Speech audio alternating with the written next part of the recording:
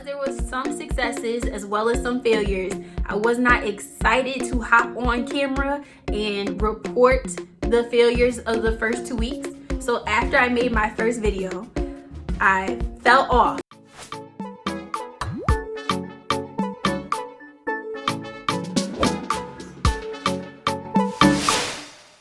Like entirely fell off. So I was halfway doing things. I was like, oh, I can probably eat whatever I want to eat, but let me just stop eating before 7 o'clock. So that just means that everything that came before 7 o'clock was just wild and it was not compliant with the way I said I was going to be eating. And then after that, I went on a little trip to Vermont and that threw me all the way off. I was out here eating all types of Ben & Jerry's, because how do you be in Vermont and not eat Ben & Jerry's? Like, you just got to honor it. And I was also eating all types of Oreos. So I just used that vacation as an excuse to do whatever. Subsequently, I ended up gaining 5 pounds. That's right. So I started a weight loss challenge, then managed to gain 5 pounds in 2 weeks. No! This is the ridiculousness that needs to stop with me. So a number of things led me to getting my life together. So one is just that I was actually feeling physically uncomfortable. I was feeling super sluggish. I was feeling like my clothes were tight and unflattering. And even just moving around, I can tell that I'm not moving the way that I used to move. So that was one piece of motivation to actually have me kind of get myself together. The other thing is that my partner is also on a health journey at the same time and is doing a stellar job. So I'm looking at him like, if you can get yourself together and cut out unhealthy but addictive foods that you usually eat, then I can show up as well and kind of play my part in this healthy journey. Lastly, Seth Godin has a book called The Practice, and it's about a lot of different things, and I suggest that you check it out. It's pretty good. It's motivational. It's inspirational. It kind of helped me get back on track, because as a professional, like, I want to be a health educator eventually, and I'm in school right now to become a health educator. I have to show up a particular way. I cannot talk about healthy eating and healthy habits and then not actually follow through. So I was feeling like a hypocrite. So part of me showing up as an actual professional is that I'm trying and putting in my 100% to do the things that I believe are going to give me the healthiest life.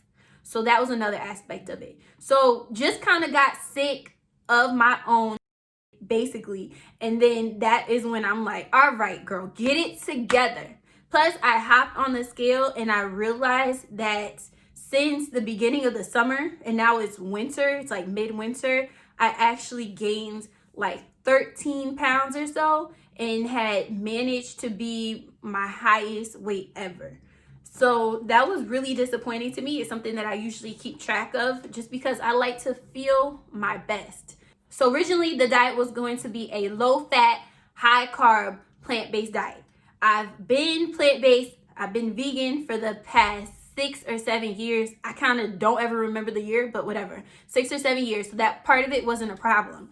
The issue is in the low-fat part of it, and only because I went to go see a naturopath doctor to try to optimize my health, and I found out that I have a fungal infection. Oh no! Candida yeast infection.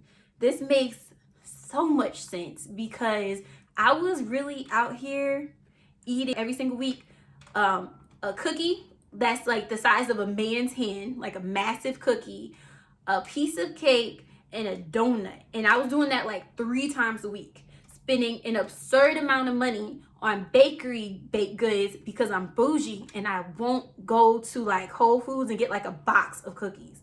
Okay, well, I will, but that's not my first choice. Like I spend money on baked goods because I love them. Don't judge me either. Don't judge me. Okay, I got it together and that's the point.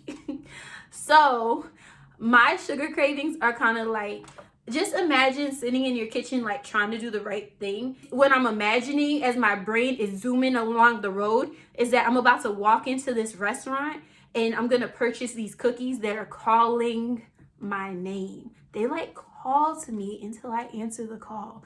Like, that's how I feel about I'm not nuts, but I really feel like it's a little Candida bacteria in my gut kind of driving me to want to eat these things that are not good for me.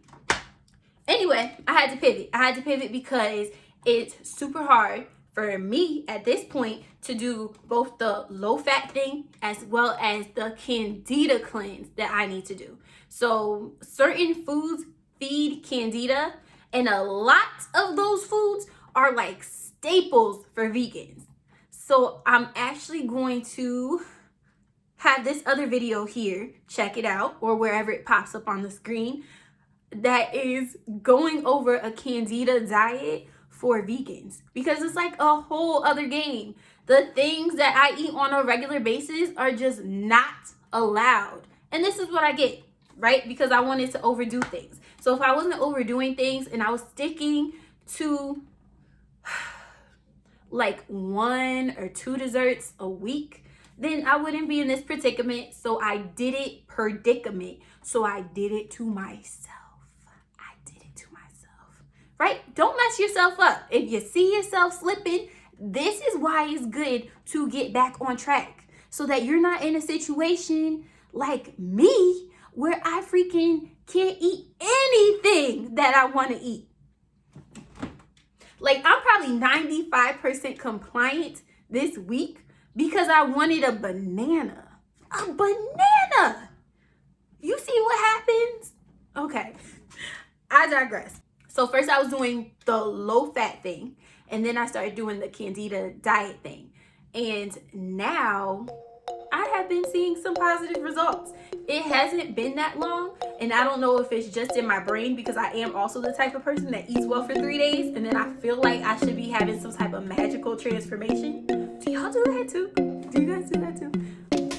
Just let me know. Anyway, I'm going to put up some pictures, some like before and after pictures, and the changes are super minor, but they feel good because, you know, it's a little bit of progress.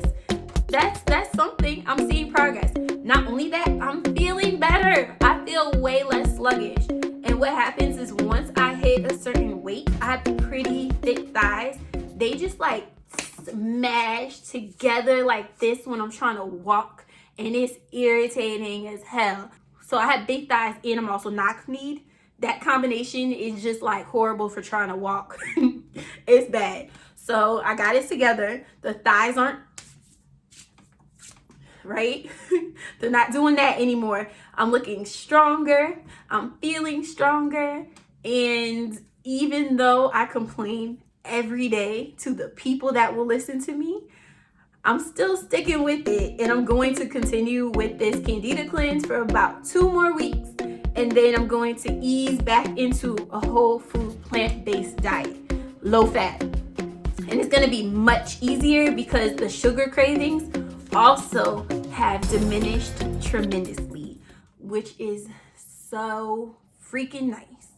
So nice. So yeah. That's pretty much my update. I'm gonna go ahead and show you all some pictures. If you are on your own weight loss journey, please do not give up, because one of my personal biggest fears is that I'm gonna put in all this work and I'm gonna sacrifice, and I'm giving up food, which brings me so much joy, and at the end of it, it's not gonna be worth it. Like, I wouldn't have lost the weight and kept it off, and like, I'm over here suffering for no reason. So if you are in that same boat, please do not give up hope. You're in it for the long haul. You are looking out for your future self, and a lot of people are in this struggle with you, and the struggle is going to go from being a struggle to being a lifestyle that's super rewarding, super energizing, and makes your body feel good. Thank you all for being here with me and checking back in. Check out my channel for other things that might be helpful. And in the comments, if you have any questions, go ahead and post them. Please hit that like button and subscribe if you are trying to be your healthiest self. In the meantime, take care.